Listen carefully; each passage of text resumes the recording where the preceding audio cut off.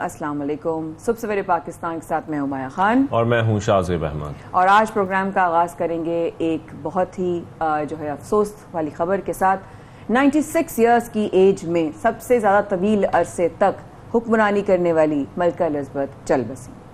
बिल्कुल, मलका का इंतकाल स्कॉटलैंड के बालमोरल किले में हुआ है, जबकि आखिरी रसूमात जो हैं वो वेस्टमिंस्टर में अदा की जाएंगी। मलका का ताबूत शाही ट्रेन के जरिए लंदन मुंतकिल किया जाएगा, जबकि बरतानवी हुकूमत ने मलका बरतानिया के इंतकाल पर 10 रोज़ा सोग का ऐलान भी किया है। जबकि पाकिस्तान से भी वज़ीर आज़म शहबाज शरीफ साहब ने और वज़ीर ख़ारजा बिलावल भुट्टो साहब ने भी अफसोस का इजहार किया है और साथ में ये भी कहा है कि हमारे ज़माने की इंतहाई अहम शख्सियत की वफ़ात पर बहुत दुख हुआ है। कल रात देर से तमाम फैमिली को कासल बुला लिया गया था इस खबर के साथ कि ये खबर आना शुरू हो गई थी कि उनकी तबीयत अब ख़राब होना शुरू हो गई है, और उसके बाद जो है सुबह ये खबर आ गई कि अब वो इस दुनिया से चल बसी। लेकिन वाकई में बहुत ही मजबूत किरदार की खातून, इसमें कोई शक नहीं। एक औरत होने के नाते बहुत उतार चढ़ाव देखे इनकी हिस्ट्री के बारे में अगर पढ़ा जाए तो इनकी ज़िंदगी आसान नहीं थी, लेकिन वाकई में बहुत मुश्किल होता है एक औरत के लिए इतने लंबे अरसे बिल्कुल एक सख्त तने दरख्त की तरह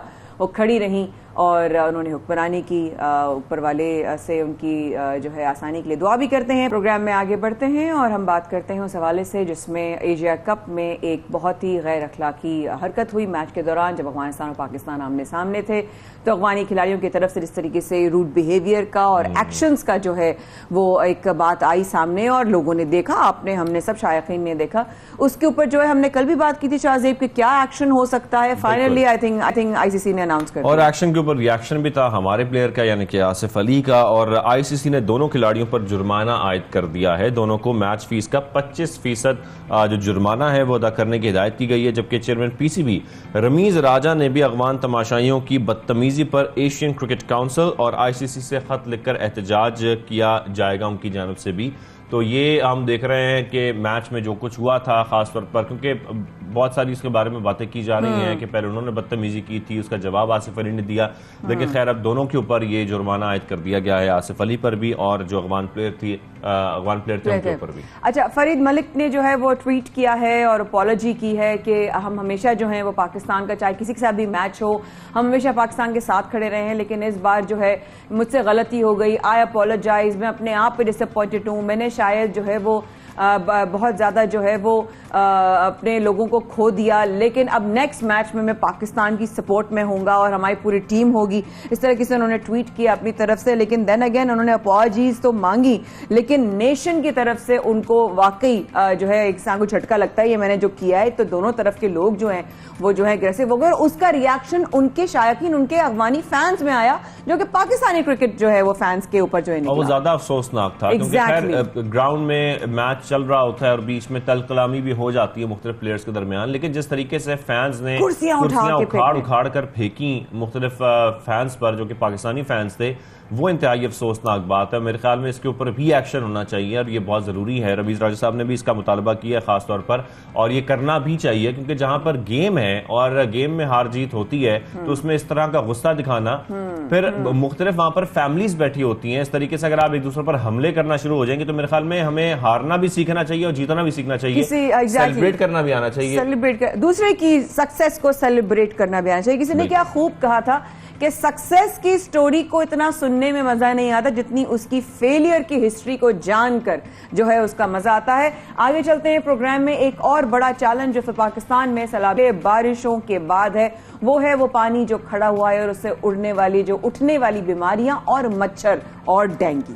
बिल्कुल, मच्छरों की अफजाइश हो रही है और हम तो देख रहे हैं कि कराची में भी खासतौर पर जब ये बारिशें अभी गुजरी हैं, गुजरने के बाद जहां जहां पानी जमा था उसके बाद मच्छरों की ऐसी अफजाइश हुई है कि जगह जगह आपको हर तरफ मच्छर और मक्खियां ही नजर आ रहे हैं, और ऐसे में डेंगू जो है वो मुसलसल फैलता जा रहा है। कराची समेत सिंध भर में मानसून की बारिशें हमने देखी और उसके बाद मच्छरों की बहुतात हो गई है, जिसके नतीजे में डेंगू वायरस वबाई सूरत इख्तियार करता जा रहा है। अस्पतालों में यौमिया दर्जनों केसेज रिपोर्ट होने लगे हैं, जबकि महकमा सेहत सिंध के मुताबिक सितंबर दिसंबर के इब्तदाई 6 रोज के दौरान 450 केसेस रिपोर्ट हुए हैं। बिल्कुल ऐसे, और ये डेंगू बहुत डेडली भी है। अभी मैं देख रहा था कि बहुत सारे केसेस हैं जो बड़े क्रिटिकल हो जाते हैं। एब्सोल्युटली, शहर कायद के अस्पतालों में डेंगू बुखार के मरीज बढ़ गए हैं, साथ साथ और ब्लड बैंक्स में मेगा यूनिट्स और प्लेटलेट्स की किल्लत का सामना भी है। ऑब्वियसली जब प्लेटलेट्स डाउन होते हैं तो उसके लिए आपको सबसे पहले आप ब्लड बैंक का जो है वो रुख करते हैं। इस पर मजीद बात करेंगे डेफिनेटली थोड़ी देर में, क्योंकि लोग ये कह रहे हैं, जो मेरे जानने वालों को हुआ है वो ये कह रहे हैं कि ये कोरोना से भी ज्यादा डेडली है।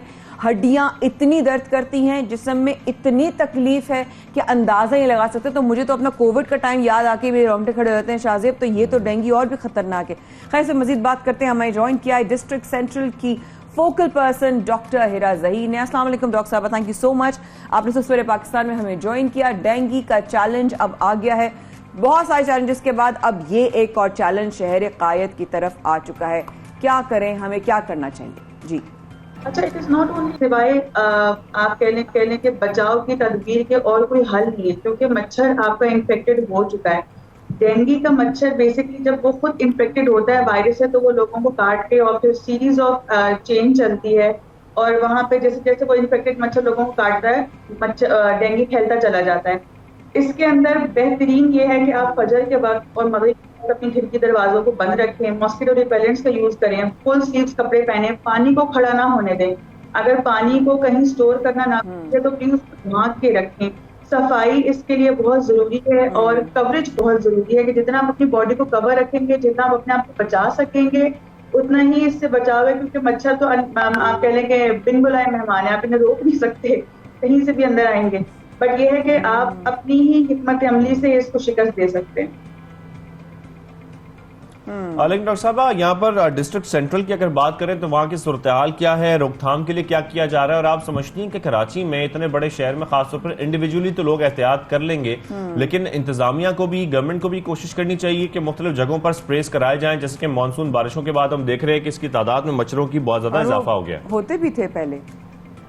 अच्छा, डिस्ट्रिक्ट सेंट्रल के अंदर इस वक्त हालात काफी कंट्रोल्ड हैं, क्योंकि हमारे पास एज सच सिवाय हमारे पास गुजर नाले के और ऐसा कोई वाटर वो स्टेग्नेशन पॉइंट है नहीं। अच्छा, दूसरा आप कह रहे हैं बचाव के लिए हम ये करें कि हम हर जगह जो है फ्यूमिगेशन करवा रहे हैं, इंसेक्टिसाइड आप जिसको कहते हैं, मच्छर को स्प्रे का हर जगह पे चल रहा है। मगर इस वक्त मसला ये है कि डिपार्टमेंट ऑफ हेल्थ इतने HR क्रंचेस का शिकार है, क्योंकि सारी टीम इंटीरियर से में डिप्लॉय हुई है। जहां पर भी IDPs हैं, हेल्थ कैंप्स लगे हुए हैं, फ्लड क्राइसिस हैं, सारे डॉक्टर्स कैंप्स, मेडिसिन वगैरह सब कुछ इंटीरियर सिंध की तरफ है। अब अनफॉर्चुनेटली कराची के लिए हमारे पास, हम कोशिश तो कर रहे हैं, जो रिमेनिंग HR रिसोर्सेज हैं, we are trying our level best, but ये है कि अब मच्छर इन्फेक्टेड हो चुका है, सिवाय प्रिवेंशन के हम और कुछ नहीं कर सकते इस वक्त। और स्प्रेस तो चल ही रहे हैं हर जगह। और सेंट्रल के हवाले से मैं आपको बताऊं कि मेरी अपनी फैमिली सिवाय मेरे ऑल आर डेंगू पॉजिटिव। अल्लाह अल्लाह अल्लाह सेहत दे सबको, I hope they feel and get well soon. Doctor साहब ये बताइएगा कि निशानियां क्या हैं, जरा आप हमें गाइड कर सकती हैं? इस वक्त देख रहे हैं आपको कि डेंगू अगर किसी को हो रहा हो तो उसके सिम्टम्स क्या हैं और फौरी तौर पे कौन सी स्टेज पे क्या करना चाहिए? जी डॉक्टर साहब। अच्छा, इसके अर्ली सिम्टम्स जो है हाई ग्रेड फीवर है विद चिल्स, आपको कपकपी तारी हो जाती है और हाई ग्रेड फीवर होगा 101 102। उसके अलावा आपको मस्कुलर पेन होता है एकदम से, और ये हड्डियों के अंदर ज्यादा पेन करता है, हेडेक करेगा, आंखें जलेंगी आपको। जहां तक इसकी ट्रीटमेंट का सवाल है, मैं कहती हूँ जहां पे भी आपको हाई ग्रेड फीवर हो जाए, आपकी लैब के अंदर CBC जरूर करवाएं, मलेरिया पैरासाइट और डेंगू NS1 का टेस्ट जरूर करवाएं, ताकि आप कोई भी होम मेडिकेशन या गलत मेडिकेशन की तरफ ना जाएं। क्योंकि अभी अनफॉर्चुनेटली कल ही हमने होने लखानी साहब को खो दिया है। वेरी एमिनेंट पर्सनैलिटी, इकरा यूनिवर्सिटी के डीन थे, और अनफॉर्चुनेटली डेंगू की वजह से ही पास अनफॉर्चुनेटली। और डेंगू मतलब मिनटों के अंदर इंसान को आपके हाथों से निकालेगा, आपको पता भी नहीं चलेगा, क्योंकि इसके अंदर प्लेटलेट्स की तादाद तेजी से कम होती है। और platelet is the only agent in the blood जो ब्लड को थिक करके जोड़ के रखता है ब्लड के कॉम्पोनेंट्स को। तो अगर ब्लीडिंग कहीं भी इंटरनल शुरू होती है, अगर डेंगू हेमरेजिक फीवर की सूरत इख्तियार कर ले तो इट इज डेडली, और फिर ये बहुत मुश्किल से बंदा संभल सकता है इसके अंदर। डॉक्टर साहब थोड़ा सा ये भी बताइएगा वो तमाम लोगों के लिए खास तौर पर जो घरों में कोशिश करते हैं खुद ही ट्रीट कर लें, और डेंगू में क्या मेडिसिन नहीं लेनी चाहिए, क्योंकि कुछ चीज़ें बड़ी इंपॉर्टेंट है समझना। और जैसा कि आप बता रही हैं कि सबसे पहले आपको CBC कराना है जो कि लाजमी है, उसके बाद आप डॉक्टर्स को ये मौका दे दें प्लीज़ कि वो आपको ट्रीट करें, नहीं तो आपका केस बिगड़ सकता है। तो डॉक्टर साहब थोड़ा सा आपकी क्या हिदायत है खासतौर पर लोगों के लिए डेंगू के हवाले से? बिल्कुल, प्लीज सबसे पहले तो CBC करवा लें, और अगर आप खुदा ना खास्ता डेंगू पॉजिटिव आते हैं तो प्लीज आइसोलेट करें। अगर आपको लगता है कि आपकी बॉडी रिस्पॉन्ड कर रही है and you are not feeling the weakness as such और बुखार आपका कंट्रोल में है, तो आपने प्लीज अपने आप को आइसोलेट करना है। आइसोलेशन का मतलब ये है कि वो बंदा जो डेंगू पॉजिटिव है मच्छरदानी के अंदर उसको रखा जाए ताकि मजीद कोई मच्छर उसकी बॉडी से इन्फेक्टेड ना हो, क्योंकि जो डेंगू पॉजिटिव होता है उसके अंदर इन्फेक्शन होता है, और जो अनइन्फेक्टेड मच्छर डेंगू पॉजिटिव को काटता है वो मच्छर भी इन्फेक्टेड होकर फिर आगे लोगों को काटता है, और ये चेन चलती चली जाती है। इसके अलावा अगर आप डेंगू पॉजिटिव हैं और फॉर सम रीजन डिस्प्रिन वगैरह ले रहे हैं, तो एस्पिरिन जिसको हम आम लफ्जों में कहते हैं, या खून पतला करने की दवाइयां प्लीज ना लें, क्योंकि ऑलरेडी प्लेटलेट्स की तादाद कम हो रही होती है, और आप पेन किलर के तौर पर अगर डिस्प्रिन को लेते हैं तो ये और सिचुएशन को एग्रीवेट कर देगी। तो आपने ये काम नहीं करना। राइट। अच्छा डॉक्टर साहब, कितने दिनों में डेंगू से रिकवर हो जाता है इंसान, अगर खुदा न खास्ता किसी का पॉजिटिव आ जाता है? How many days does it take? अच्छा, usually it is a parasitic cycle जो पूरी बॉडी के अंदर ना चलती है, इंक्यूबेशन से लेके फिर सिम्प्टोमेटिक होता है, फिर डिक्लाइन आता है। तो एक्टिव फेज जो होता है वो 1 वीक to 14 डेज होता है, और रिकवरी हम यूं इसकी एस्टिमेट कर लेते हैं कि एवरेज जो लाइफ साइकिल है प्लेटलेट्स की वो 7 to 10 डेज है। तो अगर कोई प्लेटलेट वेरिएंट के इन्फेक्शियस कंडीशन में तो 7 से 10 दिन के अंदर वो नया जनरेट हो जाता है। तो यूं हम इसकी रिकवरी का अंदाजा लगा सकते हैं ये टाइम है। Oh wow. Sabah, thank you genuinely from the core of our hearts and bottom of our hearts. Thank you so much कि आप आई आज और आपने डेंगू जो इस वक्त हमें बहुत ज़्यादा इसका खतरा है और इस वक्त हमें इसकी एहतियात, और आपने कहा प्रिवेंशन प्रिवेंशन प्रिवेंशन। आइज अगर आपकी बर्न हो रही है, हाई फीवर आपको एकदम से हो रहा है, बॉडी में पेन, और अगर आपकी बॉडी कांप रही है, तो I think it's time for you to get your CBC। आपको अपना CBC करा लेना चाहिए। बहुत शुक्रिया डॉक्टर हेरा, हमारे साथ आई यहाँ पे सवेरे पाकिस्तान में शाज़े फरमाया कर रहे हैं। आपका इंतजार हमारे साथ रहेगा क्योंकि अभी प्रोग्राम में बहुत कुछ ऐसा बाकी है जिसको आप मिस करना ना चाहेंगे।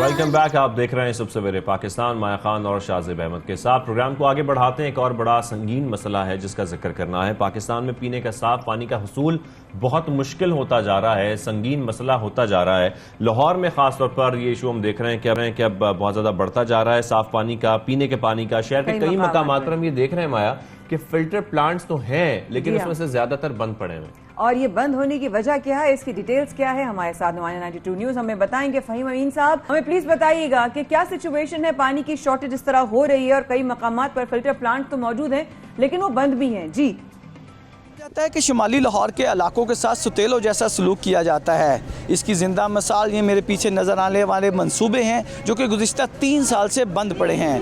लाखों करोड़ों की लागत से शुरू किए गए इस मंसूबे के हवाले से शहरी क्या शिकायत करते हैं, चलें आपको दिखाते हैं।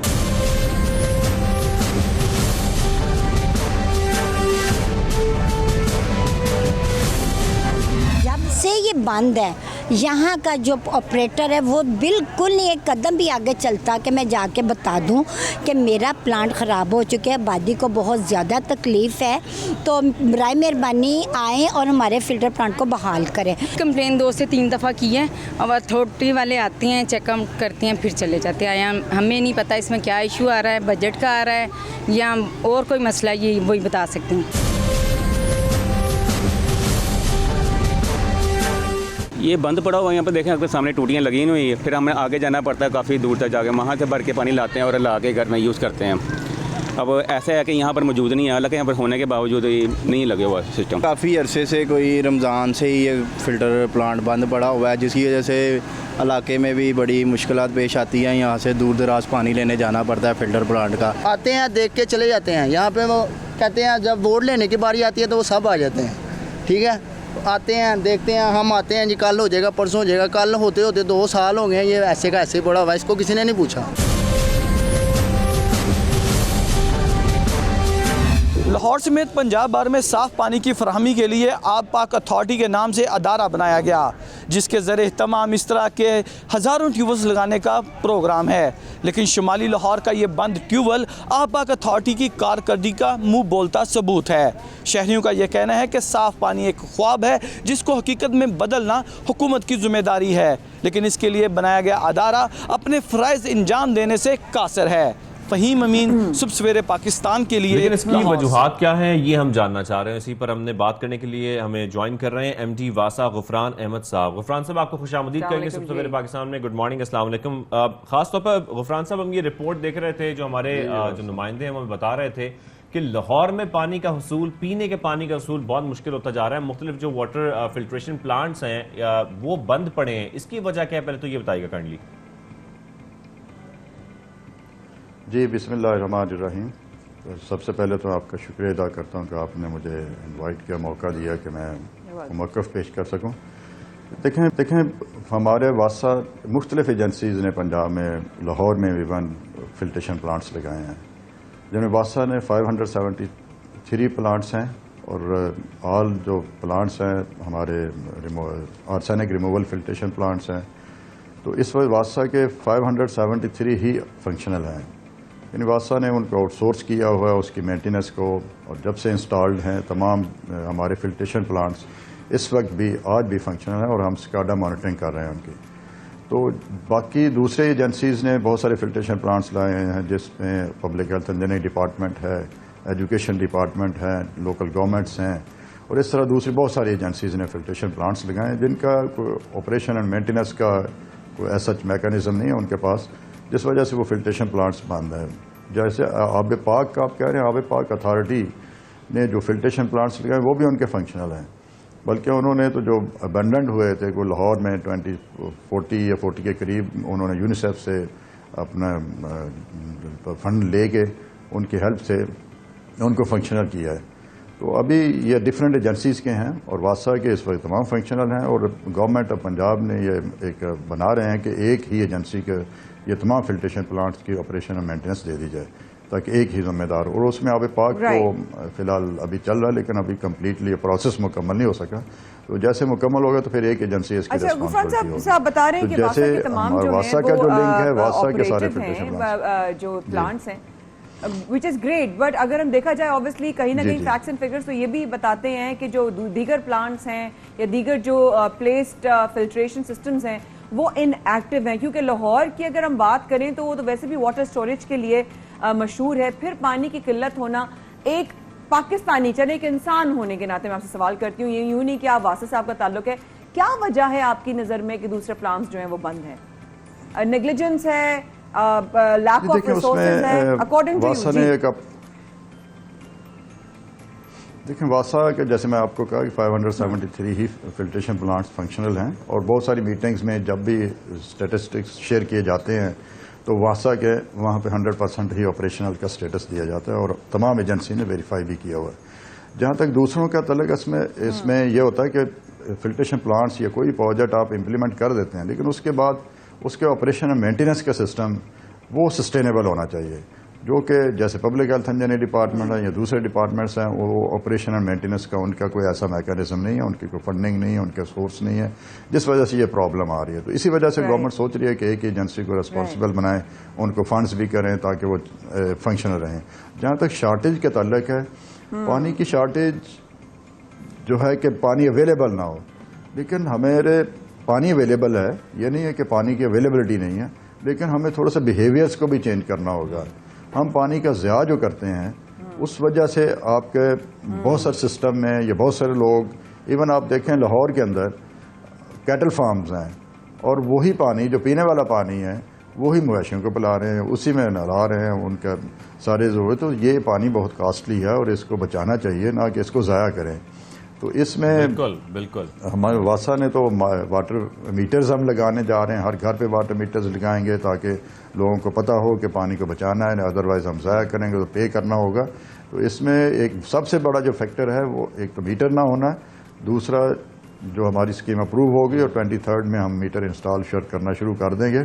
दूसरा प्राइसिंग फैक्टर है इसका कि पानी हम बिल्कुल एक किस्म का समझ के फ्री दे रहे हैं, इस वजह से लोगों को ये फील नहीं होता। पर इस पे जो चीजें जानना बहुत जरूरी थी, इस हवाले से आपने हमें बताया भी, क्योंकि जिस तरीके से हम देख रहे हैं लाहौर में ये प्रॉब्लम बहुत ज्यादा बढ़ता जा रहा है। तो ऐसे में मेरे ख्याल में जिस तरीके से बता रहे हैं कि हमारे जो वासा के वाटर प्लांट्स हैं वो 500 समथिंग, हाँ 500 समथिंग मुख्तलिफ कंपनीज ने इंस्टॉल किए हैं, उसमें थोड़ी सी प्रॉब्लम। तो अब मेरा ख्याल है हम सबको बीइंग अ पाकिस्तानी और सबसे पहले एक इंसान होने के नाते हमें रिस्पॉन्सिबिलिटी को जो है मेरे ख्याल सीरियसली लेना चाहिए कि अगर इस वक्त पानी की एक तो किल्लत, दूसरा जो हमारे मौसम की सिचुएशन है, पाकिस्तान इस चैलेंज से गुजर रहा है, पानी की कमी, साफ पानी एक बेसिक नेसेसिटी है।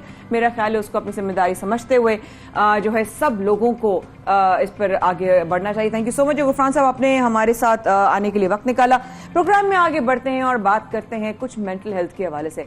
मेंटल हेल्थ कोई एक अलग से मौजू नहीं है, एक अलग से हवा नहीं है, ये हमारे डेली खुराक की तरह की एक ऐसी चीज और एक ऐसी बात, एक ऐसी इंडीड एक ऐसी नेसेसिटी है जिसके बारे में हमें आगाही भी होनी चाहिए, जिसके बारे में हमें अप्रिशिएट भी करना चाहिए और इसके बारे में हमें ओपन भी होना चाहिए। लेकिन माया, जहां पर हम देखते हैं कि ना तजुर्बाकार लोग जब आपको मशवरे देते हैं फिर आप उन मशवरों पर अमल करते हैं, तो उसका कितना नुकसान पहुंचता है आपकी ज़हनी सेहत को? क्योंकि देखिए वो इशाज़ेब ने जो बात की है ना, स्पॉट ऑन। आप किसी के पास जाते हैं, वो कोई भी हो, वो माहिर जिल्द हो, अमराज जिल्द हो, माहिर अमराज सेहत का हो, कोई जहनी सेहत का हो, कोई डिजाइनर हो, XYZ कोई भी एक्सपर्ट हो, एंकर्स हो, लेकिन आप किसी भी अगर खिलाड़ी के पास जाएंगे तो आपको एक अलग होगा, नाड़ी के पास जाएंगे तो आप तो अलग होगा। और सबसे ज्यादा अफसोसनाक बात है कि जब कोई इंसान अपनी दुख, अपनी तकलीफ, अपने दिल को किसी के लिए खोलता है, ये ट्रस्ट करते हुए कि वो एक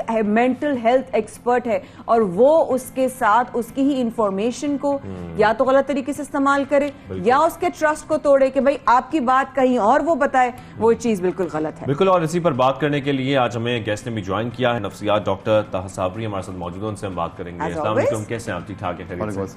कैसे डॉक्टर साहब? ठीक है, खैरियत से? वंस अगेन तस्कीन के लिए बहुत सारी दुआएं जो काम कर रहे हैं। अब ये जो मुद्दा है ये बहुत कम डिस्कस हुआ है, माई नफ्सियात की रेगुलेशन करना, उसका चेक इन बैलेंस करना कि उस पर ट्रस्ट किया जा सकता है, अपना दिल खोल के उसके सामने रख सकते हैं, वो कितना अहम है जानना। जी तो माया, हमारे मुल्क में अनफॉर्चुनेटली कोई कवानीन नहीं है जिसके ज़रिए हम ब्रॉडर अगर बात करें पूरे जो सेहत का शोबा है उसमें भी मसले, लेकिन अगर हम नफ्सियात की बात करें तो उसमें और भी मसले हैं। और उसमें मसले ऐसे हैं कि जब हम माहिर नफ्सियात की बात करते हैं तो दो मेन इकसाम के होते हैं। एक होते हैं साइकाइट्रिस्ट जो अद्वियात के ज़रिए इलाज करते हैं, फिर होते हैं साइकोलॉजिस्ट जो गुफ्तगू के ज़रिए इलाज करते हैं। अच्छा, पाकिस्तान में कोई ऐसा कानून नहीं है जिसके तहत साइकोलॉजिस्ट को ऑफिशियली लाइसेंस लेना पड़े। सही। सो मतलब कल हमने ये देखा है कि ग्राफिक डिज़ाइनर से लेके मैकेनिक से लेके कोई भी उठ के कल को साइकोलॉजिस्ट बन के अपनी दुकान खोल के थेरेपी दे के पैसे कमा सकता है। और मसला ये, और ये हो रहा है और इससे मसला ये हो रहा है कि जाहिर सी बात है अगर एक नॉन क्वालिफाइड माहिर एक इलाज फराहम करेगा तो मरीज के साथ जो होगा, और प्लस ये बहुत सेंसिटिव मसले हैं, बहुत सेंसिटिव बड़ा कोई अगर अपने कोई बहुत सेंसिटिव जिंदगी के कहानियां बता रहा है और ऊपर से उसको जवाब होता है यार ये तो मतलब कि तुम्हारे ऊपर ये सजा आई है या इस तरह, मतलब उल्टी सीधी बात है, जो माहिर नहीं है तो वो तो ऐसी बातें करेगा ना। तो फिर उन पे जो गुजरते, फिर वो क्या होता है कि वो जो मुतासिरीन है वो फिर सारी पूरे शोबे से ही मुतासिर होके और मदद लेना खत्म कर देते हैं और फिर और नुकसान होता है। सो ये बहुत बड़ा एक मसला है हमारे। लेकिन हम यही समझना चाह रहे हैं कि माहिर नफ्सियात की रेगुलेशन ना होने की वजह से मरीजों को अच्छा खासा नुकसान पहुंच रहा है। मरीजों से मुराद है, जाहिर है बहुत सारे लोग ऐसे होते हैं जो कंसल्ट करने किसी के बाद चले जाते हैं, उससे उनकी ज़हनी सेहत जो है वो मजीद मुतासर हो रही है। हम तो कहते हैं कि अगर इलाज ना करें वो बेहतर है कि आप गलत इलाज करें। बिल्कुल सही। और इसमें सिर्फ ये साइकोलॉजिस्ट भी मुलविस नहीं है। एक और बहुत बड़ा मसला, बहुत संगीन मसला ये है कि हमारे जो साइकाइट्रिस्ट भी जो होते हैं अक्सर मिले हुए होते हैं फार्मास्यूटिकल इंडस्ट्री के साथ। अब उसका मसला ये होता है कि वो फिर ना ज़रूरत से ज़ायद दवाइयाँ मरीजों को देते हैं ताकि ऑफ कोर्स फिर प्रॉफिट कमा पाए। अब उसका नुकसान ये होता है फिर क्या कि जो नफ्सियाती अद्वियात को बहुत देख के देना पड़ता है। अगर आप ज्यादा देते हो फिर उससे नुकसान भी हो सकता है, क्योंकि उनके साइड इफेक्ट्स बहुत ज्यादा होते हैं। तो उसकी वजह से क्या होता है, हमारे पास मरीज कुछ आते हैं, वो 9 दवाइयां ले रहे होते हैं, 3 दवाइयां, एक ही दवाई है अलग ब्रांड्स की, मरीज को क्या पता बेचारे को। तो इस तरह की हमारे पास केसेस, फॉर्मूला सेम होता है और करीबी लोगों में मैं तो दवा लेती हूँ, मैं तो ये करती हूँ, अरे भाई क्यों ले रही हो दवा, क्यों, मुझे डॉक्टर ने दी, अरे फखरिया बता रहे होते हैं।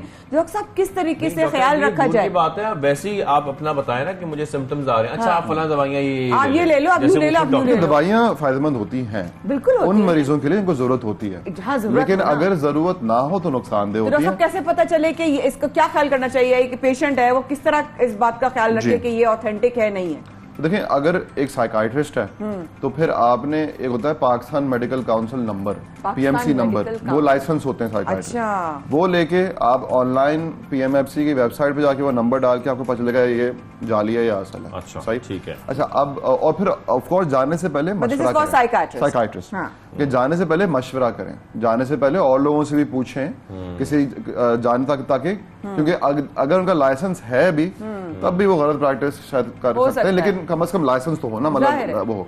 फिर साइकोलॉजिस्ट जब आते हैं तो उन पे आपको देखना होता है कि उन्होंने मास्टर्स कम से कम किया हुआ है क्लिनिकल साइकोलॉजी में, मास्टर्स का मतलब क्लिनिकल साइकोलॉजी भी हर तरह की होती है, ऑर्गेनाइजेशनल होती है, फिर वो होती है। तो फिर हम आपको ये देखना है कि एक तो उसने मास्टर्स किया हुआ है और आपका हक है, आप उनकी डिग्री उनसे मांग सकते हैं, उनकी आपका ये हक है। और अगर वो थोड़ा कुतराते हैं या परेशान होते हैं तो फिर आप बोलेंगे आप कहीं और जाएं। आपका ये हक है, आप पूछ सकते हैं उनसे कि आपकी क्वालिफिकेशन क्या है, और आपको पूछना चाहिए ये, ताकि आपके साथ कोई गलत, क्योंकि आपकी अपनी सेहत का मामला है और ज़हनी सेहत पे बिल्कुल भी कॉम्प्रोमाइज करना चाहिए। डॉक्टर साहब, थैंक यू वेरी मच, आपने ज्वाइन किया शो में, बहुत अच्छा लगा आपसे मुलाकात करके भी, और इस पर बात करना बड़ी इंपॉर्टेंट थी। लेकिन थोड़ी सी ब्रेक लेते हैं, ब्रेक के वापस आते हैं, एक और सेगमेंट है जो शामिल करना है।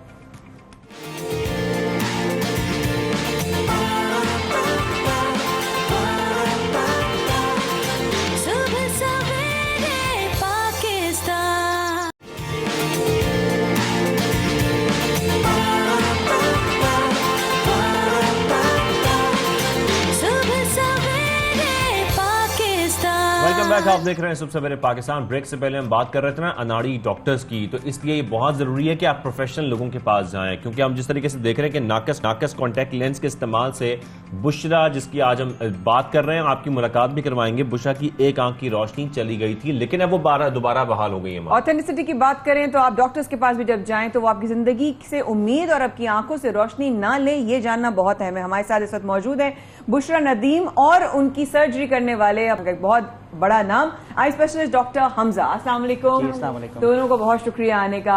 हमजा भाई, बुशरा की क्या कहानी है, जल्दी से बताएं ताकि हम ज्यादा लोगों को, डॉक्टर ने कह दिया था, कहां कह दिया था कि इसकी आंख निकालनी पड़ेगी, इज दैट करेक्ट? जी बिल्कुल सही बात है, ऐसा ही इनको कहा गया था, और इनको कॉन्टैक्ट लेंस इन्फेक्शन हुआ था लास्ट ईयर अक्टूबर में। और सिंस देन ये काफ़ी सारे डॉक्टर्स को दिखाती रही हैं, मुख्तलिफ अस्पतालों में जाती रही हैं, बड़े छोटे सब डॉक्टरों को दिखाया, और फिर ये इनको मेरे पास किसी ने रेफ़र किया, और उसके बाद मैंने इनको देखा। इनकी एक ज़ाहिर जैसे भी आपने बात की कि जिसको पता हो उसके पास जाएं, तो मैंने क्योंकि ऐसे केसेस यूके में किए थे तो थोड़ा सा एक वहाँ का बैकग्राउंड था, और उसी लिए मैंने इनको कहा इनकी मदर को इनको कि अगर आप थोड़ा ट्रस्ट करें तो इंशाल्लाह हम एक ट्राई ज़रूर कर सकते हैं। तो डॉक्टर साहब, किसी को ये कह देना कि तुम्हारी आंख निकल जाएगी, इतनी छोटी सी है ये अभी, ठीक है, तो उसका क्या, उसकी तो जिंदगी बिल्कुल एकदम से जैसे आंखों में से रोशनी चली जाती है, तो जिंदगी से भी रोशनी चली जाएगी उसकी? तो बिल्कुल ऐसा ही होगा, और अगर आप इनसे पूछें तो ये बताएंगी कि ये कितना टफ टाइम था इनके लिए और कहाँ इन्होंने किस तरह किया। मुझे बताओ हुआ क्या था? पहले आपने कॉन्टैक्ट लेंस कैसे लिए थे, कहाँ से लिए थे? क्या सही लिए थे, इन्फेक्शन हुआ था क्योंकि मैंने हैंड वॉश नहीं किए थे, इस वजह से मैंने लगा लिए थे, उस वजह से इन्फेक्शन हुआ। फिर मैं बहुत 3-4 बड़े हॉस्पिटल्स भी गई, छोटे क्लिनिक्स भी गई, लेकिन वहाँ से कोई फ़ायदा नहीं हुआ। फिर किसी ने डॉक्टर हमजा का बताया मुझे कहीं से, तो फिर मैं डॉक्टर हमजा के पास गई। एक हॉस्पिटल जहाँ मैं लास्ट टाइम गई, उन्होंने मेरी आई निकालने का बोला था, लेकिन फिर मैं डॉक्टर हमजा के पास गई, उन्होंने मेरा सर्जरी की उसके बाद।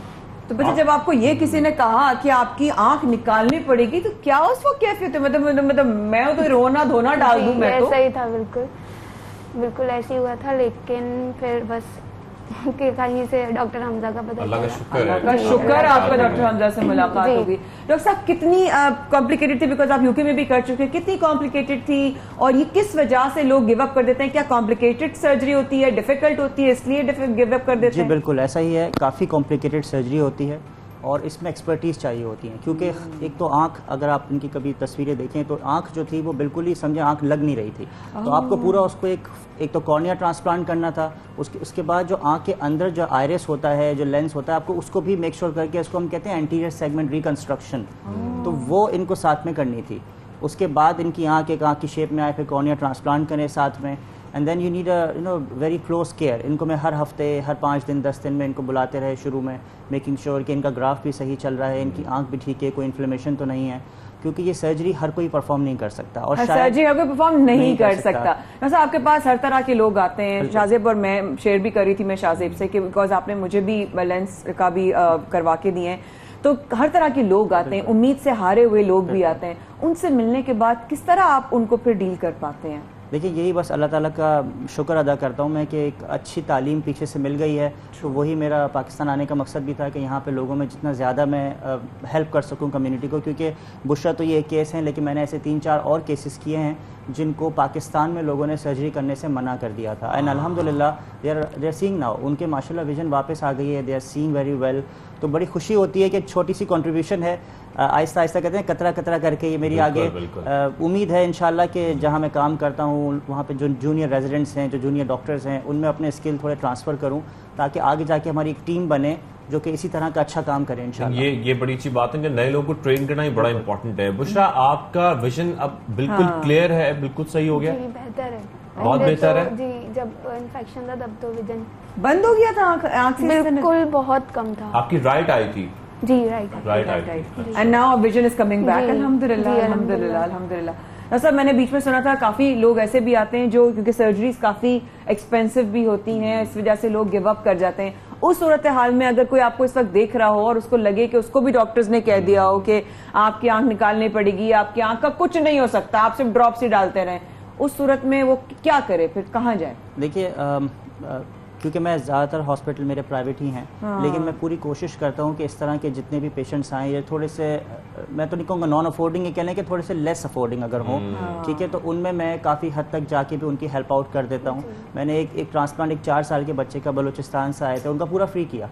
तो ऐसा नहीं है कि पैसे ही सब कुछ है, basically giving a sight to someone is the blessing. मतलब उससे बड़ी खुशी आपको नहीं मिलती जब आपका एक मरीज़ जिसको कुछ नज़र ना आ रहा हो और फिर नेक्स्ट जब आप उसको देखो और सब्सिक्वेंटली देखो एंड देयर स्टार्ट सी, जैसे इनकी सिर्फ इनको एक रोशनी नज़र आती थी, she was only perception of light, और अभी इनकी विजन 618 है। 618 जो लोग समझते हैं मैं इसमें ऑफ्थेल्मोलॉजी को या आई को, 618 जो होती है अराउंड 60% विजन होती है, और 618 के बाद 2 लाइनें और होती हैं जो 66 पहुंचा देती हैं, तो 66 नॉर्मल विजन है। तो इंशाल्लाह अभी तो बहुत अर्ली डेज हैं, लाइक 4-5 महीने ही हुए हैं सर्जरी को, जैसे जैसे आगे जाएंगे इंशाल्लाह की उम्र तो she will be close to 69, और इनकी ड्राइविंग विजन इंशाल्लाह ताला मुझे उम्मीद है कि वापस आ जाएगी इंशाल्लाह। Thank you so much doctor साहब, गॉड ब्लेस यू बुशरा। एंड आंखों की रोशनी और जिंदगी की रोशनी बहुत अहमियत रखती है। छोटे से वक्फे के बाद शाहजेब और माया के साथ रहिएगा। ऑल द वेरी बेस्ट जी।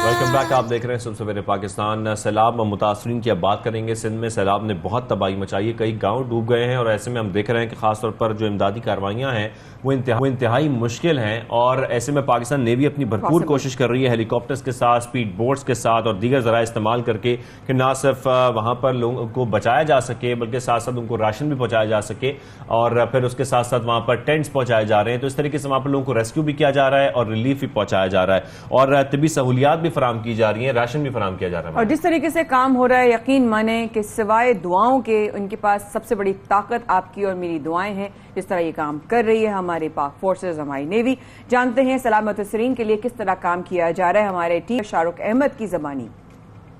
पाकिस्तान इस वक्त सैलाबी सूरत हाल का शिकार है। सिंध हो, KPK हो, बलोचिस्तान हो या पंजाब, हर जगह ही सैलाब की सूरत हाल है। अक़वाम मुत्तहिदा के मुताबिक 3.5 करोड़ पाकिस्तानी इस वक्त अपने घरों से महरूम हो चुके हैं। ऐसी सूरत हाल में पूरी कौम एक हो चुकी है और अपने सैलाब मुतासरीन बहन भाइयों की मदद कर रही है। ऐसे में आर्म फोर्सेस भी अपना किरदार अदा कर रही है। आज हम पाकिस्तान नेवी के साथ सक्खर, दादू और कोट नाथन शाह जाएंगे और जाके देखेंगे कि नेवी वहां पे किस तरह रेस्क्यू का काम कर रही है।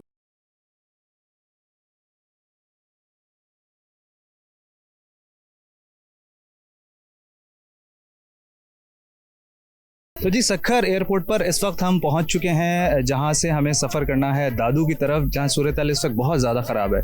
गांव के गांव, इलाके के इलाके पानी में डूबे हुए हैं। वहां राशन का मसला है, मुख्तलिफ बीमारियां वहां जन्म ले चुकी हैं। तो ये मेरे पीछे इस वक्त जो आप हेलीकॉप्टर देख रहे हैं, ये इस फ्लड रिलीफ ऑपरेशन के अंदर एक बहुत अहम किरदार अदा कर रहा है, क्योंकि ये वो ऑपरेशन है जिससे लोगों को इवैक्यूएट भी किया जा रहा है। हमने पिछले दिनों वीडियोज़ देखी थी जिसमें पूरा गाँव डूबा था और 40-40, 30-30 लोग घरों की छतों पर बैठे थे। उन्हें इवैक्यूएट करने के लिए, उन्हें निकालने के लिए ये हेलीकॉप्टर इस्तेमाल हुआ है। इसके अलावा राशन पहुंचाने के लिए इस हेलीकॉप्टर का बड़ा अहम रोल है।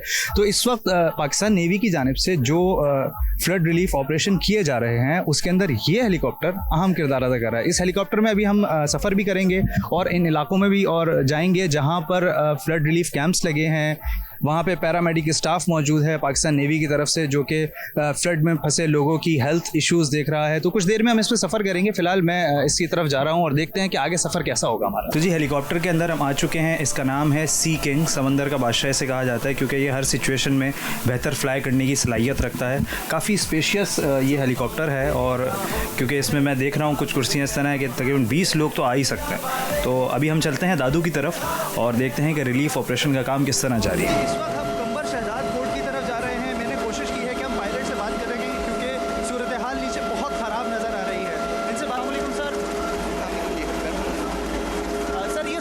जब से हमने सक्खर से फ्लाई किया है, हर जगह पानी ही पानी नज़र आ रहा है। अभी जिस तरफ हम जा रहे हैं, क्या वहाँ भी ऐसी सूरत हाल है और क्या हम किसी को इवैक्यूएट करने जा रहे हैं?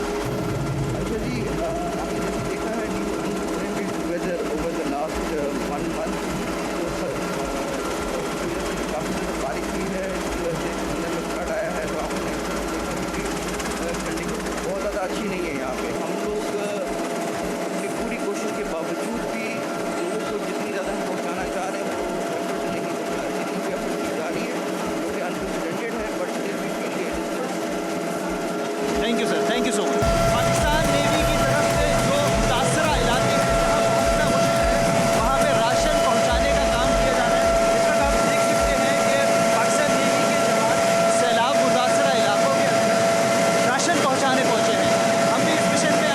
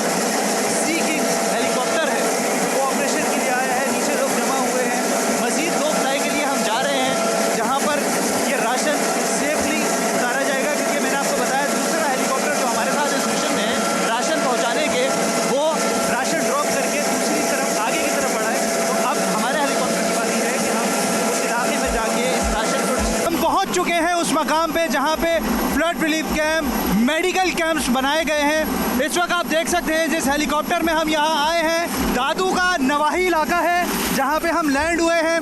इस वक्त मेरे पीछे आप हेलीकॉप्टर को देख सकते हैं।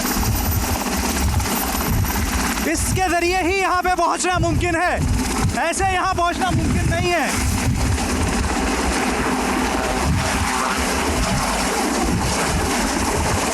एक हेलीकॉप्टर हमें यहाँ पे छोड़ के फ्लाई कर चुका है, दूसरा हेलीकॉप्टर अपने दीगर मिशंस की तरफ जा रहे हैं। हम यहाँ पे मौजूद हैं और बात करेंगे उन लोगों से, उन मुतासरीन से जिनको इवैक्यूएट करके सेफ प्लेस पे लाया जाता है।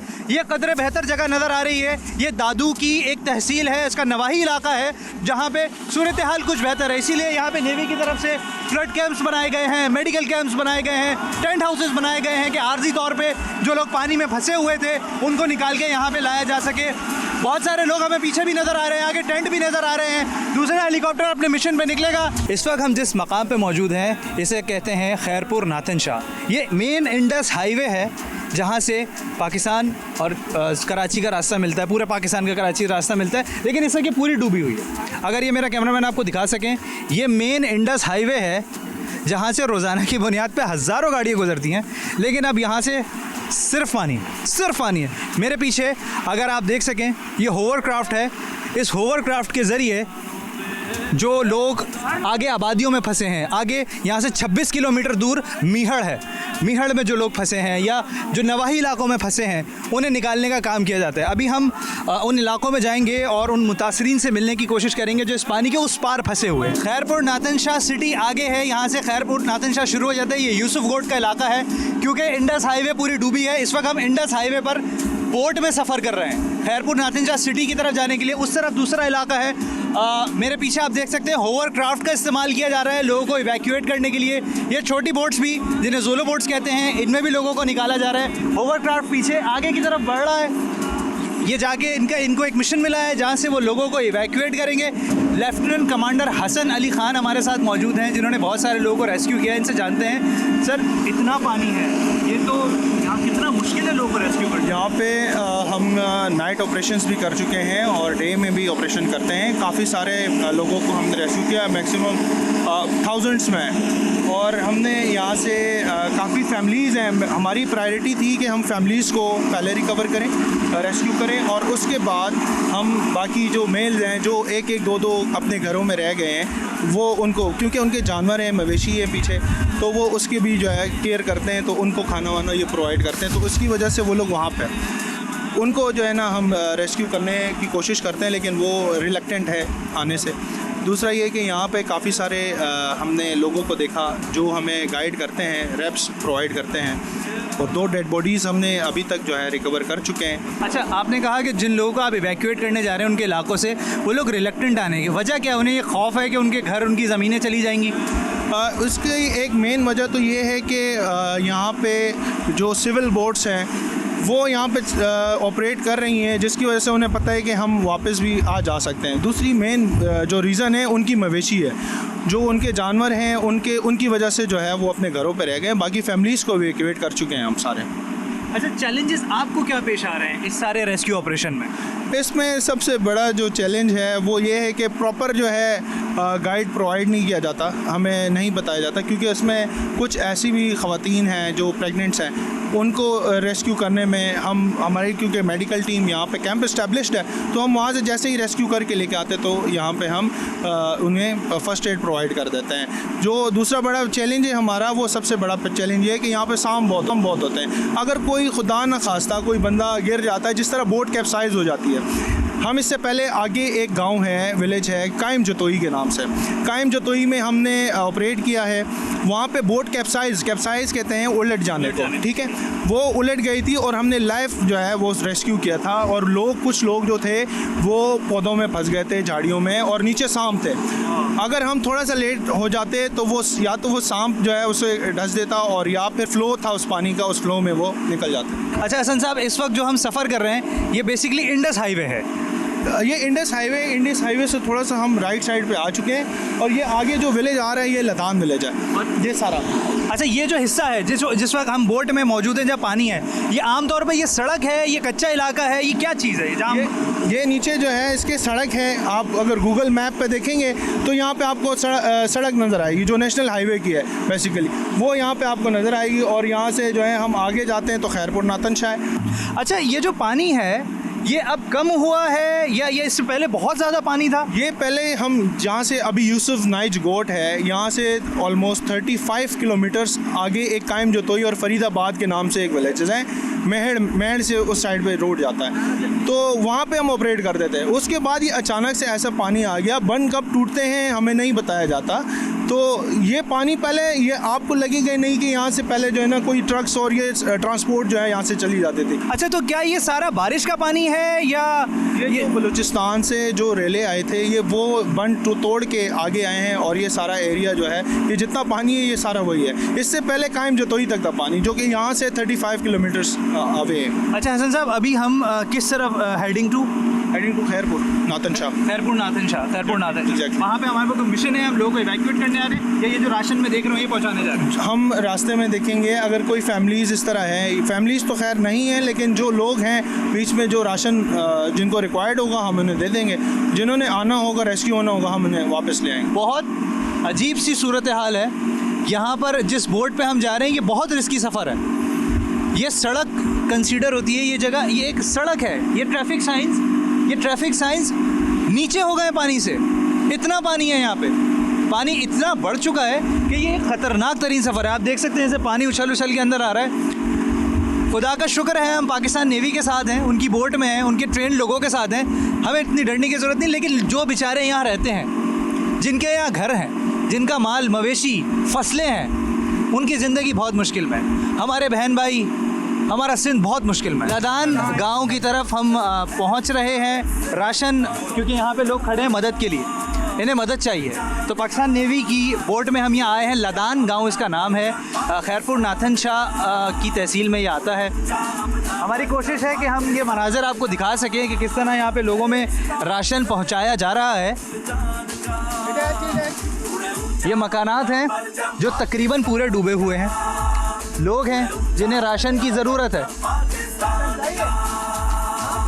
और ये बोट पहुंच चुकी है लदान गांव में, इन्हें राशन की ज़रूरत थी, राशन इनके पास पहुंच गया है।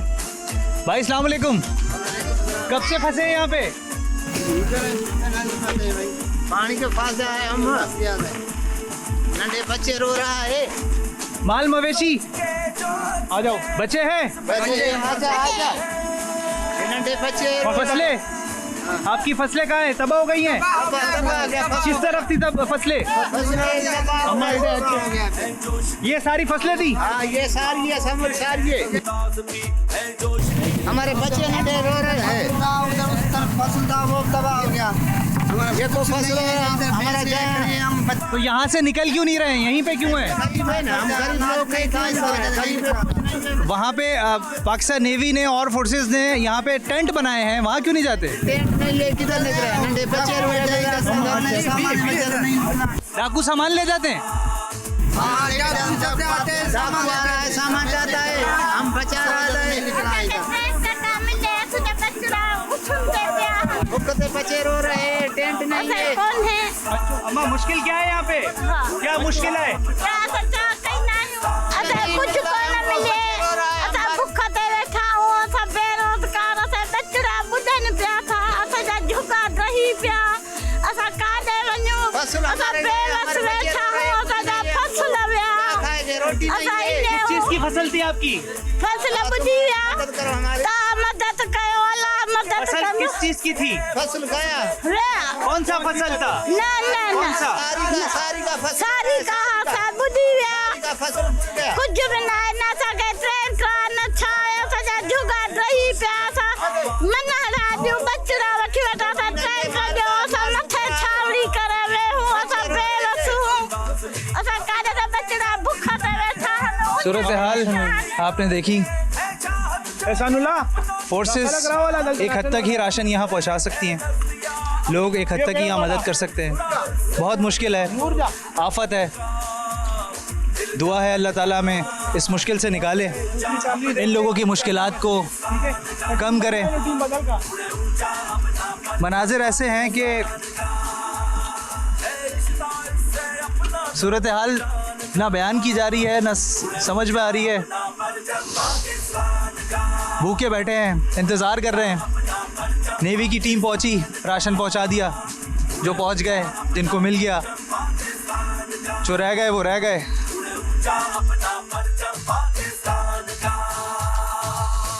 ये घर है जिसकी छत है, छत तो गिर चुकी है, छतों पे लोग बैठे हैं, राशन लेने पहुंचे हैं। अभी भी जब हम बात कर रहे थे, नेवी ऑफिसर थे, तो उन्होंने बताया कि ये वो सूरत हाल है जो कुछ बेहतर है, आगे इससे ज़्यादा ख़राब सूरत हाल है। 2-2 फ्लोर तक, एक फ्लोर तक पानी है। तो चाचा से बात करते हैं। चाचा, कब से फंसे इधर?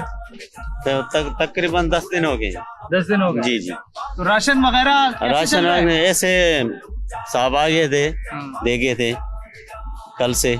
नेवी वाले साहब आए थे, देखे गए? जी जी भाई, और कोई नहीं आया। आपका क्या काम था? माल मवेशी थे या फसल थी? माल था, मवेशी, जमीन का, चावल का फसल था, वही है हमारा, सब डूब गया। किस तरफ है फसल? किधर थी? ये सामने ये सामने जो सारा पानी है, ये फसल फसल थी। ये जख्म हुआ है। जी जी। ये बता रहे इधर सांप भी है? जी जी, सांप हैं, जगहों पे सांप हैं, अंदर बैठे हुए हैं। बस हम ऊपर चढ़े बैठे हुए हैं। किसी को काटा तो नहीं है अभी? अभी तक काटा नहीं है, बस डरे हुए हैं लोग। अच्छा, कितने बच्चे हैं आपके? बच्चे 3 हैं। जी हाँ। कहाँ हैं 3 बच्चे? यहाँ पर हैं, ऊपर बैठे हैं, बच्चे हुए हैं सब। तो जब यहाँ से आपको रेस्क्यू किया जा रहा है, तो आप लोग ये जगह छोड़ के किसी और जगह नहीं जा रहे? नहीं जा रहे, मवेशी यहाँ पर हैं। रोड पे, सड़कों पे हम बैठ जाएं, यहाँ राशन नहीं मिलता, और यहाँ पर यहाँ राशन मिलता है। हमारे पास तो सहूलत नहीं है वहाँ पर, इसलिए हम बैठे हैं। आपको सिंधी है, आप सिंधी में बोले, कोई बात नहीं है। ठीक है ना, इतने राशन असांखे मिले थो पियो, थोरो घणो मिले थो पियो, जेको तव्हां ॾियो था। बाक़ी जेको आहे उन कोन थो मिले। माण्हू हितां वञे उते वञी वेहे इन्हनि ते रोडनि ते, उहो सही ना आहे। कितने अरसे में लगाई थी फसल? फसल को तकरीबन मई से जून से लगी हुई थी। सब गया? सब गया तकरीबन, सब गया। सूरत हाल आपके सामने, सब डूब गया। मई से चावल की फसल लगाई थी, वो फसल कहाँ है? कहीं नहीं है, सिर्फ यहाँ पानी है और कुछ नहीं है। चलते चलते रास्ते में हमें एक बोट नजर आई, तो हमने जानने की कोशिश की है कौन है। तो पता चला कि ये लेफ्टिनेंट जावेद साहब आगे फंसे हुए लोगों को रेस्क्यू करके खैरपुर नाथन शाह की तरफ लेके जा रहे हैं। अस्सलाम वालेकुम सर। वालेकुम सलाम। ये कहाँ से आप इन लोगों को रेस्क्यू करके ला रहे हैं? ये खैरपुर नाथन शाह के सिटी के अंदर ही है, जो पानी में इतने डूबे हुए थे, तो इनको हमने निकाला और इस बोट में रख के भी लेके आ रहे हैं। अभी इनको ड्रॉप करेंगे, दादू का एक स्टाफ बना हुआ है वहाँ पे। हम कितने लोगों को रेस्क्यू कर चुके हैं सिर्फ आज के दिन की अगर बात करें तो? आज के दिन में तकरीबन 32-33 के लगभग कर चुके हैं। तो जो डिस्ट्रिक्ट आपको मिला है, जो इलाका मिला है, वहाँ अभी और कितने लोग फंसे हैं? अभी लोग तो वहाँ पे आए, लेकिन वो आना ही नहीं चाहते। जो चंद एक लोग हैं ना, वो आना नहीं चाहते, क्योंकि वो कहते हैं हमारा सामान है, रात को चोरी हो जाती है, ये हो जाता है, वो हो जाता है, इसलिए वो आना नहीं चाह रहे। क्या मुश्किलात आपको पेश आ रही हैं इस रेस्क्यू ऑपरेशन के दौरान जब आप लोगों को निकालने जाते हैं? तो मुश्किलात हमें जो सबसे बड़ी पेश आती है वो ये आती है कि ये लोग आते नहीं हैं। हम जबरदस्ती इनको निकालते हैं कि यार कोई डूबो नहीं, निकलो, खाने को आपको उधर मिलेगा, सब कुछ मिलेगा। पाकिस्तान नेवी जो है खाने को भी दे रही है साथ साथ, और साथ साथ ये रेस्क्यू भी कर रही है, लेकिन ये निकलने नहीं चाहते। कुछ लोग, काफी सारे लोग ऐसे हैं जो बाहर ही नहीं आना चाहते। तो अल्लाह का शुक्र, सब सेहत से बेहतर लग रहे हैं। क्या कोई इंजर्ड लोग या बीमार लोग भी ऐसे हैं जिनको आप रेस्क्यू कर चुके हैं? जी, पहले कर चुके हैं। आज बीमार अभी मुझे कोई नहीं मिला, लेकिन फैमिली एक दो थी स्कूल के अंदर, उसको हमने बहुत कोशिश की कि आप चले जाओ, लेकिन वो आना नहीं चाह रही। अच्छा, अभी हम देख रहे थे इससे पहले भी एक बोट गुजरी जिसमें रेस्क्यू करके लेके जाया जा रहा था, उसमें भी ज्यादातर मर्द हजरात थे। खवातीन को रेस्क्यू हम पहले खवातीन को रेस्क्यू कर चुके हैं। अभी कुछ चंद एक खवातीन है जो खाते पीते घरानों से तल्लक रहती है, वो आने नहीं चाहते। वो डेली बेसिस पे अपना राशन इधर से ले जाते हैं और गुजारा करते हैं। अस्सलाम वालेकुम भाई। वालेकुम सलाम। क्या नाम है आपका? सऊद भाई। सऊद भाई, कब से फंसे हुए थे? मेरे को हफ्ता हो गया है, मैं इधर से फंसा हुआ था। आज वो पानी बहुत हो गया तो इसलिए मैं जा रहा हूँ। पाकिस्तान नेवी की जानिब से Khairpur Nathan Shah Indus highway का जो इलाका है, यहाँ पे एक मेडिकल कैंप लगाया गया है, जहाँ से लदान गांव, मीहड़ और खैरपुर नाथन शाह सिटी से जिन लोगों को रेस्क्यू किया जा रहा है और अगर उन्हें कोई इंजरी है या उनकी तबीयत ख़राब है तो उनका इलाज किया जाता है। यहाँ पे सर्जन लेफ्टिनेंट हसाम साहब हमारे साथ मौजूद हैं। अस्सलाम वालेकुम सर। वालेकुम सलाम। आप कैसे, खैरियत से? अल्हम्दुलिल्लाह मैं ठीक हूँ, आप ठीक हैं? ज्यादातर जो लोग आ रहे हैं वो खास तौर पे किस इंजरी के साथ या स्नेक बाइट के साथ या किस बीमारी के साथ आ रहे हैं? असल में ज़्यादातर यहाँ पे जो लोग हैं वो, क्योंकि पानी बहुत ज़्यादा गंदा है, इसलिए ज़्यादातर लोग डायरिया, फीवर, क्योंकि मच्छर है, लोग खुले में सो रहे हैं, इस वजह से मच्छर, बुखार, सर्दी, मलेरिया के साथ और डेंगू फीवर ये बहुत ज़्यादा कॉमन है। स्किन डिजीज़ भी बहुत ज़्यादा कॉमन है क्योंकि गंदे पानी में लोग रह रहे हैं, सफाई का इतना निज़ाम नहीं है, तो मोस्टली जो ऑलमोस्ट 99% पेशेंट्स जो हैं वो इसी बीमारियों के साथ हमारे पास यहाँ पे आ रहे हैं और हमारी पूरी तरह से यही कोशिश है कि हम उनको अच्छे से ट्रीट करें, ठीक है, ताकि यह कि लोगों की जिस तरह भी मदद हमारे से हो सकती है। और पाकिस्तान नेवी इसमें मुकम्मल ताउन कर रही है। हमें यहाँ पे ऑलमोस्ट तकरीबन 20 से 25 दिन होने वाले हैं यहाँ पे और हमने इसमें राउंड अबाउट ऑलमोस्ट 5000 से ऊपर पेशेंट्स अभी तक हम डील कर चुके हैं, मेरी और मेरी पूरी टीम ने। हम रोज़ाना मुख्तलिफ जगहों पर जाकर कैंप इस्टेब्लिश करते हैं। मोस्टली हमारी कोशिश होती है कि हम अंदर वाली जगह पे ज़्यादा जाएं क्योंकि जहाँ से लोग इजीली बाहर नहीं आ सकते, हम बाहर इलाज नहीं करवाने आ सकते हैं उनके। हमारे पास दवाइयाँ भी ऑलमोस्ट, हमारे पास इन सब चीज़ों की भी और भी मैक्सिमम मेडिसिन हमारे पास मौजूद हैं जो कि हम इन लोगों को दे रहे हैं। अच्छा, इन्फ्लक्स क्या है एक दिन में? क्योंकि मीहड़, खैरपुर नाथन शाह सिटी, लदान विलेज अभी हम देख के आए हैं, वहाँ से क्योंकि ज़्यादा आबादी वाले इलाके हैं, तो कितने रोज़ाना की बुनियाद पे पेशेंट्स आ रहे हैं? रोज़ाना की बुनियाद पे ऑलमोस्ट 800 से 1000 पेशेंट डेली बेसिस पे ओपीडीज़ में आ रहा है, यानी कि हमारे पास इन कैंप्स में आ रहा है। और ये भी इस वजह से है कि इनसे भी ज़्यादा हो सकता है, ठीक है। और लोगों का इन्फ्लक्स तो वैसे ही बहुत ज़्यादा है क्योंकि बीमारियाँ, छोटे बच्चे ख़ास तौर पर, ख़वातीन, जो हामला ख़वातीन हैं, उनमें बीमारियाँ और कमज़ोरी, और वैसे भी यहाँ की आबो हवा और पानी इस वजह से भी गंदा हुआ है क्योंकि सब लोग एक ही जगह पे, जानवर भी एक ही जगह पे रह रहे हैं, फिर इस वजह से बीमारियां जो हैं उन लोगों में ज़्यादातर उन्हीं लोगों में पाई जा रही हैं, फिर इसलिए इन्फ्लक्स जो है वो बहुत ज़्यादा है यहाँ पे। अच्छा, डायरिया के पेशेंट्स तो ज़ाहिर है गंदगी फैली हुई है, क्या स्नेक बाइट और सीरियस इंजरी के पेशेंट्स भी आ रहे हैं? सीरियस इंजरीज उस तरह नहीं आ रही हैं। स्नेक बाइट और फीवर भी इस तरह आ रहा है कि फीवर में भी कुछ लोगों का फीवर मतलब बहुत ज़्यादा काफ़ी दिनों से जिनका चल रहा है, वो सीरियस इंजरी, मतलब ट्रॉमा तो नहीं आ रहा। ट्रॉमा जो है मतलब कि किसी कोई एक्सीडेंट या छत गिर गया या कुछ हो गया, इस तरह की इंजरीज अभी नहीं आ रही हैं।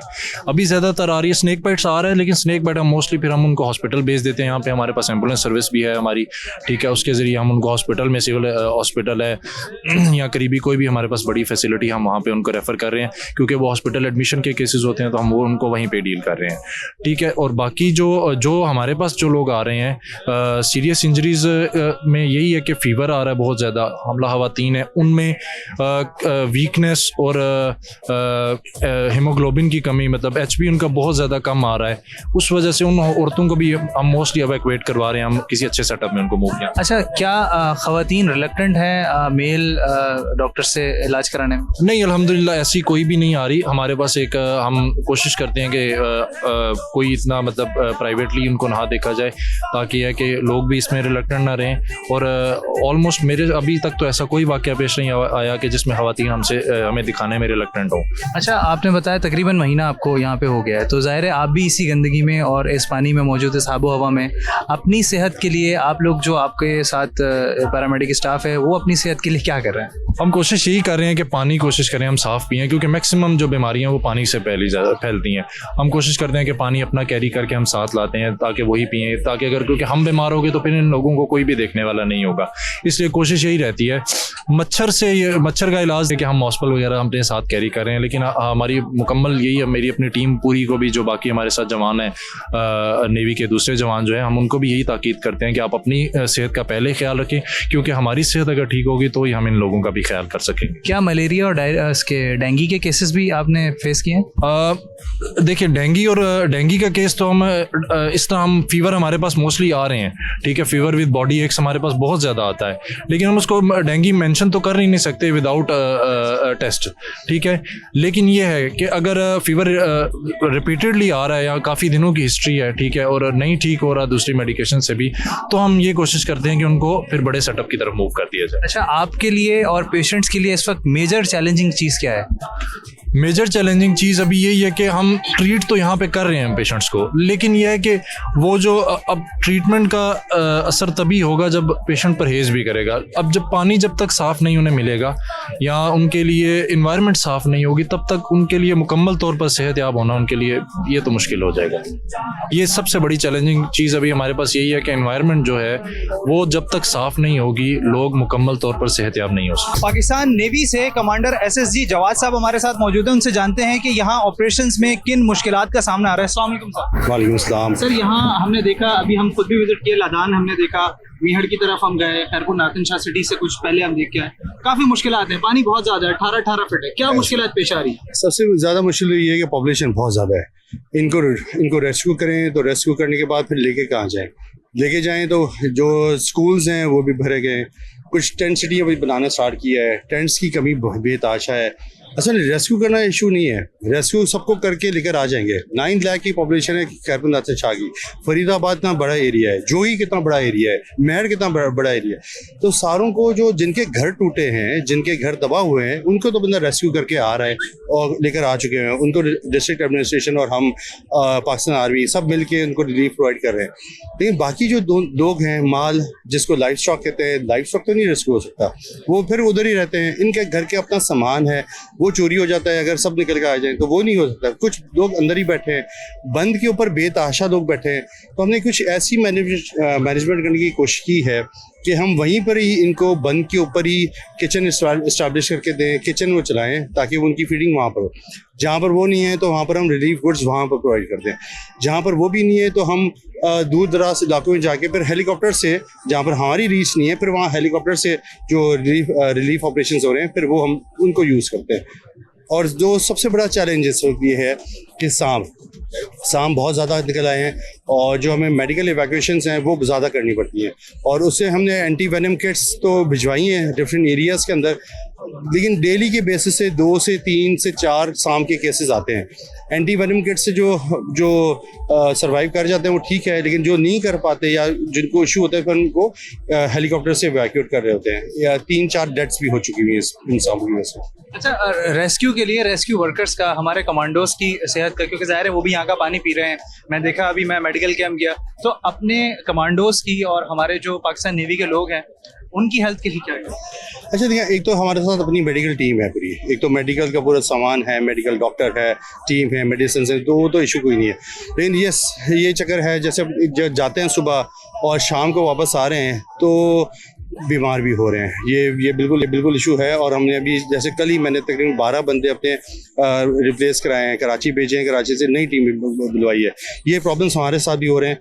बस अल्लाह ताला हमें हिम्मत दे, ताकत दे। ये बहुत बड़ा चैलेंज है और इसमें हम मीट कर सकते हैं। थैंक यू जवाद साहब। सखर में फलाही तंजीम के साथ पाकिस्तान नेवी ने यहाँ टेंट हाउस बनाया है, जो सैलाब मुतासरीन हैं उनको यहाँ पे रखा गया है। तो उन्हीं से जानते हैं कि यहाँ कितने टेंट हैं और कितने लोगों को अकोमोडेट किया गया। अस्सलाम वालेकुम सर। वालेकुम सलाम। यहाँ कितने टेंट हैं, कितने लोगों को अकोमोडेट किया गया है? जी बिल्कुल, यहाँ पे तकरीबन हमने 100+ टेंट लगा लिए और यहाँ पे जो लोगों को अकोमोडेट किया गया है वो तकरीबन 320 है।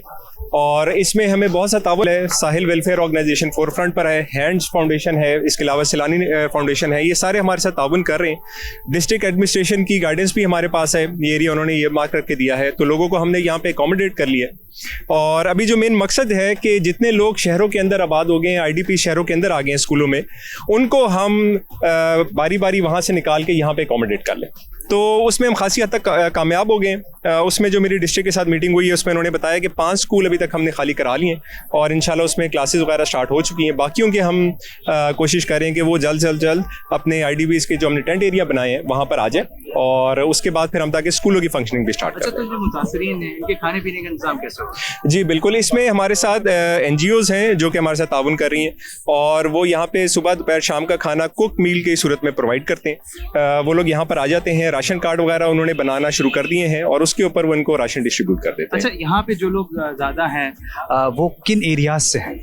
बिल्कुल, इसमें हमारे पास आप हैरान होंगे ये सुन के कि बहुत दूर दराज इलाका यानी कि कंबर शदाद कोट से भी लोग आए हुए हैं जो यहाँ पर आबाद हुए हैं, और उसके अलावा मेजॉरिटी उन लोगों की है जो कि सक्खर की विसिनिटी में रहते हैं, बाहर से आए हुए हैं, और अभी हमने स्कूलों से भी लोगों को इधर अकोमोडेट करना शुरू कर दिया। अच्छा, रिलीफ तो हो गया, इनकी रिहेबिलिटेशन के लिए भी कोई प्लान है क्या? बिल्कुल बिल्कुल, इसमें पाकिस्तान नेवी फोर फ्रंट पे है। ये जिस जगहों पे रहते हैं इन्हीं को हम इनकरेज करें कि सुबह के वक्त ये अपने अपनी जगहों पे जाया करें, वहाँ पे जिनके इनके घर गिरे हुए हैं उनके तामीराती काम शुरू करें, और उसमें जिस किस्म की मदद उनको नेवी से चाहिए इंशाल्लाह हम उसमें आगे कदम बढ़ाएंगे। अच्छा, एक आखिरी सवाल ये है कि यहाँ बच्चे भी नजर आ रहे हैं, तो क्या इन बच्चों के लिए कोई स्कूल का या कोई टीचर्स का कोई ऐसा इंतजाम किया? बिल्कुल, ये आपने बहुत अच्छा सवाल है। इसमें हम लोगों ने बिल्कुल कोशिश की है, और फिलहाल इधर तालीम का इंतजाम ऐसा बाकायदा तौर पर स्टार्ट नहीं किया गया, लेकिन इसमें हमारी NGO से बात हो रही है, और इंशाल्लाह जल्द ही हम इसमें एक स्कूल भी कायम करेंगे जहाँ पे बच्चों को प्राइमरी की तालीम देना शुरू करेंगे। थैंक यू नीप। चलते हैं आगे और टेंट में लोगों से बात करने की कोशिश करते हैं और जानते हैं कि वो यहाँ कितने सुकून से हैं। सक्खर, कंबर शदाद कोट, यहाँ और दीगर इलाके जहाँ सैलाब मुतासरीन थे वो भी सक्खर सिटी में यहाँ पे पाकिस्तान नेवी ने जो टेंट हाउस बनाया है वहाँ पे मुकीम है। तो एक सैलाब मुतासर हैं जो हमारे साथ मौजूद हैं, उनसे बात करते हैं। अस्सलाम वालेकुम। वालेकुम सलाम सर, हम जेकोबाद के हैं, सैलाब आया है, हम बैठे हुए हैं जेकोबाद से परले तरफ नूरवा लग रहा है। हमारे इलाकों पे बड़ा बरसात चल गया, पानी शाही टूट गया, हमारा घर भर ख़त्म हो गया, कोई भी बंदा नहीं आ रहा है, नहीं ऐसे बंदा बड़ा लोग आ रहा है कि आपका मदद करेंगे। हमारे छोटे छोटे बच्चे हैं, उसको खाना भी नहीं था, लेवीज़ का मेहरबानी हमारा इधर आए हैं, कैंट लगाए हैं लबे मेहरान पे, 3-4 दिन हुए हैं, हमारा राशन भी मिल रहा है, हमारा खाना भी मिल रहा है। बड़ा इसका लेवीज़ वाले को मेहरबानी, हमारा ख्याल रखता है, दूसरा कोई भी नहीं आता है, ऐसे चले जाता है। अभी इधर ख्याल नहीं करता कि बड़ा लोग इधर गरीब लोग बैठे हैं, इसको खाना खिला दें, जहाँ इसको बच्चा तबीयत सही नहीं है इसको डॉक्टर पास लेके जाएं।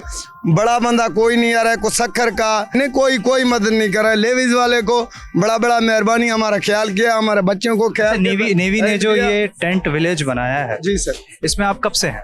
हम तकरीबन 7-8 दिन हुए हैं इधर हम आए हैं। इसका बड़ा मेहरबानी, हमारा सारा कुछ मिला हुआ है, कोई भी ख्याल नहीं करे। लेवीज वाले को बड़ा मेहरबानी, हमारा शुक्र हर शय दे रहे हैं। अच्छा, वहाँ पे सांप के काटने के हमने केसेस देखे, तो जैकबाबाद में भी ये मामला देखने में आया। कोई यहाँ पे ऐसा कोई है जिसको ये मामला हुआ हो, सांप ने काटा हो, कोई और बीमारी हो गई हो? नहीं, इधर नहीं है। जैकबाबाद में बीमारी बहुत थे, हमारे सारा जगह खत्म हो गया। इधर पानी कम है, उधर पानी ज़्यादा थे, असल ऐसे हालत में ख़राब हुआ है। हम बस ऐसे चारपाई भी नहीं निकाल सके, ऐसे कोई बर्तन नहीं लेके आए कोई भाई खाने वाला चीज लेके चलूं, मैं सिर्फ बच्चे के निकालने के थे। पूरे खाने पीना रोटी सेहत किसी कोई मसला नहीं है? नहीं कोई मसला नहीं है, दे रहे हैं, वाशरूम लगा रहे हैं, ये गरीब सारा कुछ कर रहे हैं लेवीज वाला।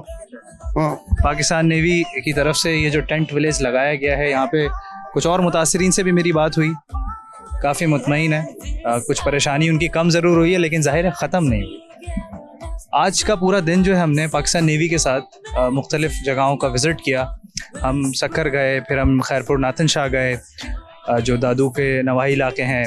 सक्खर में ही हमने टेंट विलेज देखा जो पाकिस्तान नेवी की तरफ से बनाया गया। मैं बहुत ज़्यादा अफसरदा हूँ आज पूरा दिन ये सब देखने के बाद। हालात ऐसे नहीं हैं, मेरा ख्याल है जो लोग मदद कर रहे हैं, हम शहर में बैठ के तो देखते हैं सूरत हाल कि चीज़ें बेहतर हो रही हैं या चीज़ें निकलेंगी, लेकिन अभी भी जो मैं अपनी आंखों से मंजर देख के आ गया हूँ, 2-3 महीने कहीं नहीं है पानी निकलने में, फसलें तबाह हो गई हैं, कारोबार ख़त्म हो गया, मवेशी हलाक हो गए। अल्लाह इनकी मदद करेगा।